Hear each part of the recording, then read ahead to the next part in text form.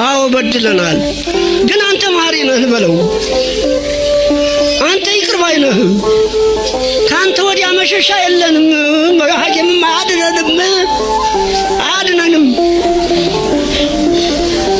7 ጊዜ በቀን ውሃ ብታጠብ አንተ ካልረዳኸኝ፣ አንተ ካላዳንከኝ አልድንም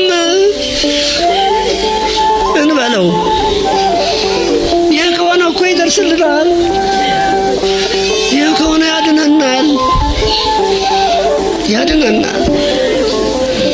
ለእኛ ሳይሆን ለሕፃናቱ። ምንም ያልበደሉት ሕፃናት አሉ። ከኛ ስለተወለዱ ምን በወጣቸው ይቀጡ። ይህ ነው እኔ የሚሰማኝ። የእግዚአብሔር ያለ እያሉ ነው የሚጮሁት። እና እስቲ እንዲያው በስራችን እንደንግጥ። እስቲ በሰራነው ኃጢአት እንጸጸት።